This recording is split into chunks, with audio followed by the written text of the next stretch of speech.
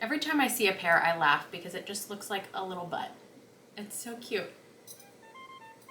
Welcome back for another week of lunches. We have the salads and sandwiches series that we're doing here.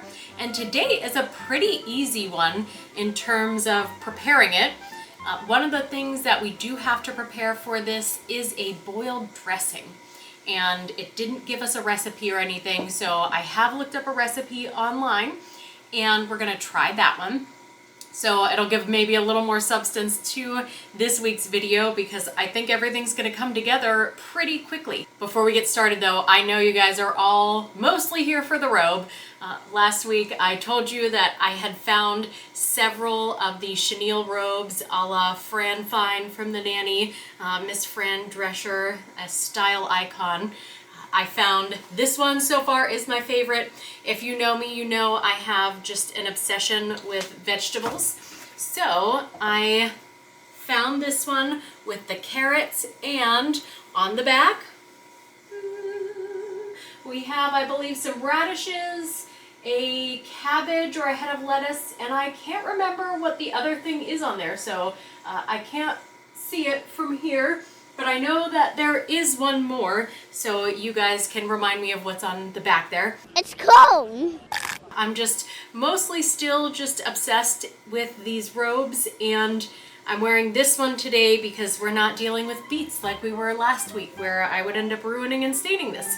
So let's get my hair up, our hands washed, and let's get together on this. Since we do not have a recipe in this book so far that I have found for boiled dressing, I just decided to consult Google, and I found a decent one that was said to be somebody's grandma's recipe, so we're gonna go with that one. I have mustard powder, sugar, salt, and cornstarch in here. I believe that's all that's in there. Oh no, I'm lying to you because the sugar is in a different container. So let's get that. Now the recipe called for either flour or cornstarch, and I figured instead of using gluten-free flour, I would use cornstarch. It'd probably come out a little bit better. Oh, okay, I lied. This one had the sugar, the salt, and the mustard. That first one just had the cornstarch. And then we're gonna add our half a cup of water to this. And just whisk that up and let it simmer over this double boiler and kind of thicken up.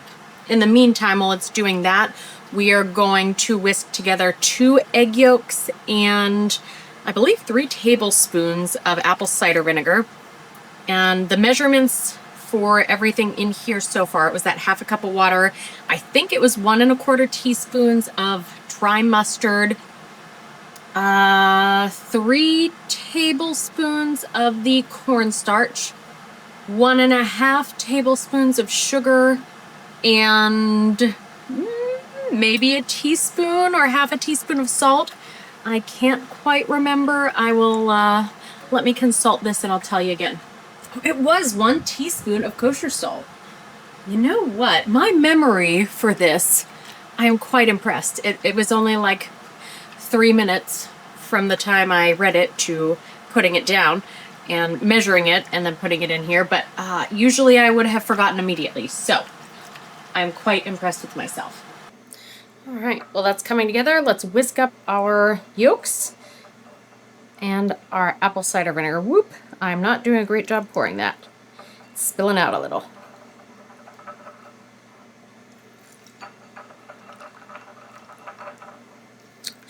Just love the smell of vinegar. It smells so good. Now we're going to mix this and stir until it thickens. This says to keep whisking until it thickens, which should take 8 to 10 minutes. I'm not going to make you sit through all that, so I'll be back when this mixture coats the back of a spoon. It is very thick already. So, as you can see, I don't think we have to worry about it coating the back of the spoon. We're gonna melt this butter in there, get it incorporated. It's 3 tablespoons of butter. Actually a little concerned that the butter isn't, oh, nope, never mind. I was concerned that the butter wouldn't melt and incorporate, like this is too thick or something, but it is doing a fine job. Now, we have turned the heat off. It said remove from heat, so I just kind of turned it off there. And I think because I was a little concerned that it would not melt, so maybe I should just take that off. Woo, yeah, there's a lot of heat. I don't know if you can see that steaming out of there, but there is a lot of heat coming out of there. We're just getting that mixed up and incorporated. And as soon as that is incorporated, we will add the heavy cream. 3 tablespoons of heavy cream. We're just gonna pour that in and get it whisked up. How cute is this little tiny pitcher? It's adorable. Now we're gonna add celery salt and pepper to taste. We have a little black pepper here. It gave measurements. I think it was like maybe a 1/4 teaspoon or something. Well, hold on, I'll tell you. 1/2 teaspoon of black pepper, 3/4 celery seed. I'm not actually gonna measure it. I am just going to shake that in there. And then once we taste it, if it feels like it needs more, we'll add more. Surprised it said black pepper and not white pepper, because you can see the flecks of the pepper in there. Not that there's anything wrong with that. I don't see a problem. But if you used white pepper, it would remain pretty white, although we have to add celery seed, so I guess it makes no difference. So celery seed in here we'll add.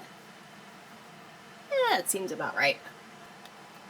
Yeah, now that I see the celery seed in there, I see that my point a moment ago was just a moot point. It makes no difference because you see all the celery seed in there. All right, let's give it a try. It definitely feels like we have gone back to the trying out different mayo recipes and things from a couple of years ago. I'm having some flashbacks of all the different mayos, which, you know, it turned out to be not so bad. This does smell really good. I smell the vinegar and the celery salt very distinctly. And I taste the mustard very distinctly. That's not too shabby. I taste the egg yolk now too, so I'll be interested to see how this tastes with some of these different salads and things. With pear, I mean, I don't know. I am not imagining this to go well with pear, although I'm not imagining pear and pepper to go that well together either. So, I don't know, we're gonna find out. Now that we've made our boiled dressing and it's cooling, we're going to start with our sandwiches. The last instruction in the sandwich is to wrap it in wax paper. I assume this is so that it'll be portable in case you're taking it somewhere, but we're gonna go ahead. I don't have wax paper with me right here. I might have some in storage in my basement, but we're going with parchment paper because I have it right here and available. Once we wrap that up, we'll let it just kind of sit together and maybe it'll make a difference. It's soaking the cinnamon sugar up, I don't know. As soon as I saw this recipe, in my mind, I automatically went to the cinnamon sugar that I make up myself. And we actually have just a shaker of it ready to go at all times. It's regular white granulated sugar with cinnamon, and I think the ratio is probably a lot more cinnamon to sugar than what this calls for. But instead of using this recipe calls for powdered sugar or brown sugar. Now, I am a huge fan of brown sugar in particular, so I am definitely going with the brown sugar option for this one.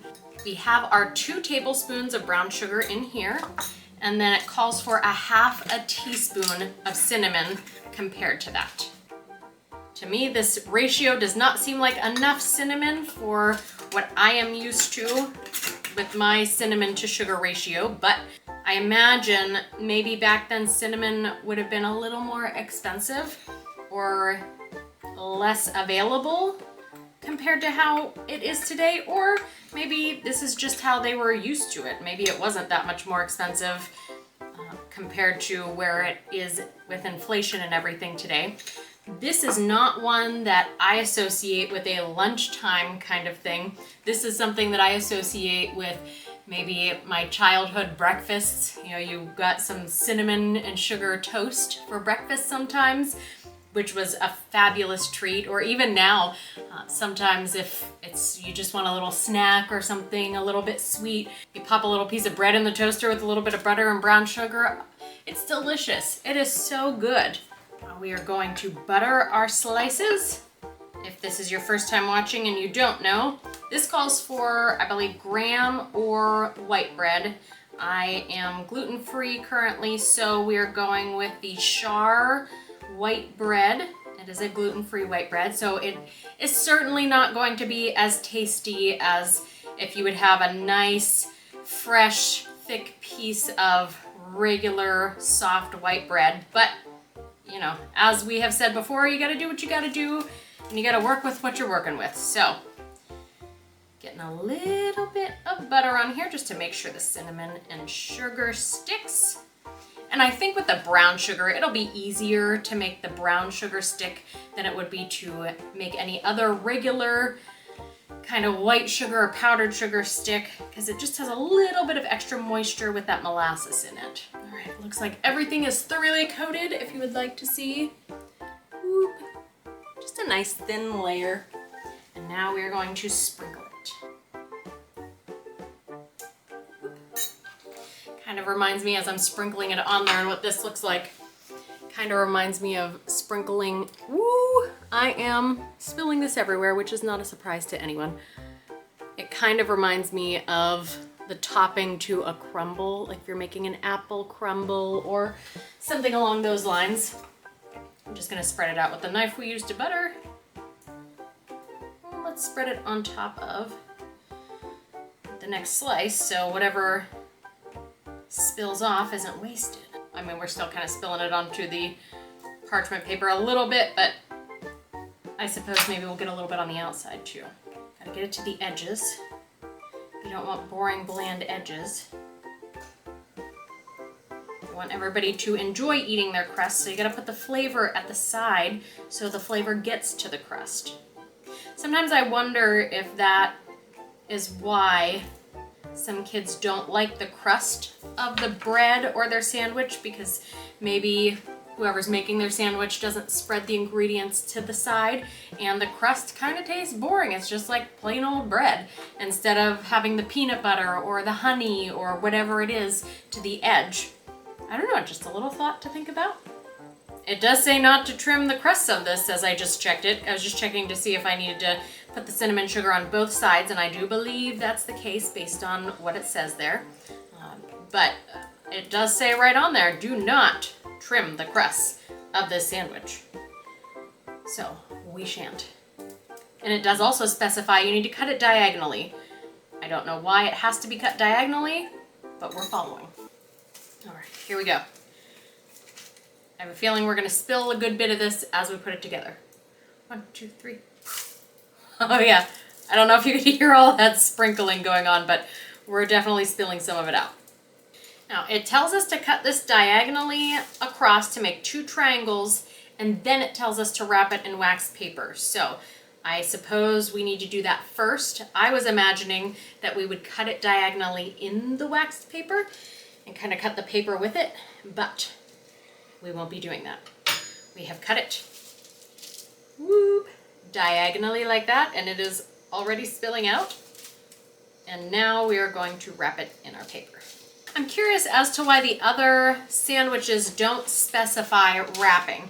And maybe it was just whoever sent this recipe into them specified and other people didn't specify to put it in. But I do find that interesting. None of the other ones so far that I have seen have specified wrapping.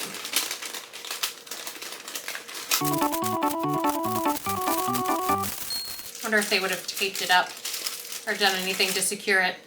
And I'm also, now that I see this, I kind of want to draw a little picture for whoever would be taking it. I wonder if back in the day they used to draw little pictures or leave little notes on their sandwiches or anything put in with meals for whomever it was, if it was the husbands or children or whomever, to open up and get a nice little surprise. You know, as you may have noticed, most of the time I kind of fly by the seat of my pants when I am doing these recipes. It is very, very genuine and authentic. I'm not scripting anything. And I also don't do a ton of like looking ahead and research because I just kind of want to be discovering this or letting you guys see the discovery of this as it normally would be. And I say that because I just went off and said, oh, there's no boiled dressing, there's no this, there's no that. It's right in the beginning of this cookbook. I was just kind of looking at the beginning while I was giving some time for the boiled dressing to cool off and maybe give it a few extra minutes before I started the salad. And it's right here. It gives all sorts of information about the different months, and then right there it gives all sorts of different salad dressing recipes. French dressing, it gives the boiled dressing, it gives a tomato mayonnaise, a vinaigrette, pretty much everything in there. And it gives some different tips and hints. So maybe one of these days, oh, then it starts right into January. One of these days, maybe we'll look over some of these, or maybe I'll post these different sandwich secrets and recipes and things on the Facebook page so you guys can see them. And those of you that have not joined the Facebook page, the link is in the description if you want to go ahead and join all of us over there. If you don't do Facebook or other social media, totally understand. And you want this information, just email me. I'll send you a picture of whatever you want to see. I find this recipe kind of interesting, the discussion of picking the firm pears that aren't too ripe because it tastes like an expensive cactus fruit, which I think is pretty cool. They're giving you maybe some more economical ways to try things that, or to make things seem a little bit fancier and more expensive than their regular counterparts. Also find it interesting, I've never peeled a pear before. I didn't know how this would go, but it's peeling quite nicely. If it were me and I were making this salad, I would never bother with the peeling of the pear, but we're gonna do what they tell us to. All right, it's gonna take me a minute to peel this thing, and I'm probably gonna make a mess out of peeling it. It's not gonna be beautiful, so I'll be right back with you guys when I have finished peeling this. My battery died as I was discussing what we're doing now. We have the pear peeled, and now it wants us to scoop out the seed area. And I'm gonna go ahead and scoop out where the stem kind of formed going down into the seed area, just because it's got that tough membrane in there. So we're just gonna go ahead and scoop that out a little bit. There's not a ton of space in here, just a little bit, but I think that's probably just fine. I wonder if the pears back then in 1920 that were a little less, we still have a little bit of, let's scoop a little more out of here. I see there's some more areas of where the seeds should be. I have a feeling the pears from back then would be just a little bit maybe more seedy than what the Bartlett pears we have in the store are. We have pear trees in our area, and I believe they're older pear trees. I don't know if they're Bartlett, but I know that they are a lot kind of fatter and lumpier, and I don't want to say uglier, but if you think about what a pear looks like now, it certainly doesn't look like a beautiful, perfectly pear-shaped, unbruised, unholed, whatever it is, pear. We now have to fill it with pepper, some green pepper. We're just gonna mince this up a little bit. I don't think we need a ton of it for this. It doesn't look like. Just some sweet green pepper. I can't say that I'm looking forward to the pepper and the pear. I think I've said that before, but we have to give everything a try. Let's see if we have enough to fill it here. There we go. There you go. You can kind of see that there. And then out of the frame that you can't see right now, right here I have a dish with lettuce on it. That looks very cute. It's got its own little bed of lettuce. Let's break out that boiled dressing and see how it's gonna go on that. You know, in this container here, if I didn't know what was inside, I would think this was a lemon poppy seed dressing. Doesn't it kind of look like that? Now, as discussed before, this says cover with the boiled dressing, and In my mind, when I hear cover, I think like cover. And I don't know that that is what they meant. So I'm just going to cover the green pepper portion with this boiled dressing. That seems like plenty. I'm surprised I don't have a sprinkling with a little bit of paprika on top of here. I think that would have looked kind of nice and looked like something that they would have wanted to do back then. After looking at the beginning of this, as I mentioned before, the beginning of the cookbook, one of the things that it mentions and what it titles September as, I believe, is something along the lines of back to school sandwiches or sandwiches for school. So maybe that's why this was listed as being in waxed paper. I know that this is going to be much sweeter, so I'm gonna go for the salad first, but let's unpack the sandwich. It hasn't been that long. It's probably been less than an hour that it's been in here, but I'll give you a little look-see at what it looks like inside. And I feel like with this salad in particular, in polite company, they would have given you a knife to eat this with. Let's see how it cuts just with, yeah, they mentioned having a hard pear. Ooh, I don't know if you guys can hear or see that, but the wind just kicked up and it is blowing through these windows all over here. But anyhow, I think that trying to cut this with a fork, we would be successful, but it would end up getting slammed through and it would be very noisy, and there's a possibility that it would go flying partially. So we are going to be polite company and we're going to include a knife and cut it that way. Now, if I weren't trying this for you guys, I probably wouldn't think to grab a knife and I would just try and cut this with just a fork and I would make a huge mess and it would be very rude. Okay. Having everything on here, I'll show you the bite that I have here. We have the pear, the pepper, and the dressing. I actually smell more of the pear now, which I know there's a big piece of the pear, but I wouldn't expect to be able to smell the pear. I would expect to smell the dressing first and foremost, then maybe kind of that crispness of the peppers. You know, they kind of have a distinct smell. I think of crispness and water, that sort of thing when I smell a pepper, but I really did not expect to smell the pear. Let's see how they taste together. You know, at the beginning earlier, when I said, I don't think these things will go together, but I have thought that in previous recipes and been very pleasantly surprised. I am really pleasantly surprised with this. The pear and the pepper actually pair, see what we did there? Very well together. And this boiled dressing gives just a nice little tang and creaminess that blends everything together and works out really well. After this dressing has cooled, because when we tried it earlier, I tried it hot. And so after I closed the dressing up to put it away, I licked the spoon, which you did not see, before I put it in the sink. And after it cooled, it still had that it is very pungent, very strong, kind of kick you right in the mouth with that acidity. And you still tasted the yolks and everything else and the celery seed, but really that vinegar shined through and it is very, very punchy. But on top of this, I'm very glad that we didn't completely cover everything and put too much of that dressing on here, because it marries all of these flavors very well together.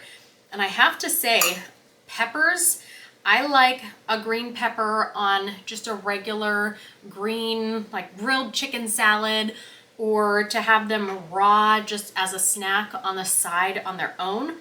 Or I like them cooked with onions, with all sorts of other things, but I don't typically like to mix a green pepper with other flavors like that, particularly raw, but it's really working with this. This is great. Now that we've had that and had a nice little surprise, let's see what our sandwich, just a cinnamon sugar sandwich, tastes like. I'm used to it being warm on toast with melted butter and everything, so I hope I'm not disappointed in this. I hope that it is just as good, but we will find out. Oh yeah, I smell that cinnamon. Okay. That is very tasty still. I will say my comment previously where I prefer more cinnamon in my ratio than what is in here. So it was several tablespoons of brown sugar compared to like a teaspoon or something of the cinnamon. This is very, very sweet, which obviously it's a sugar sandwich. Why wouldn't it be sweet? But I think that I prefer a little less of the sweetness and a little more of that spiciness of the cinnamon.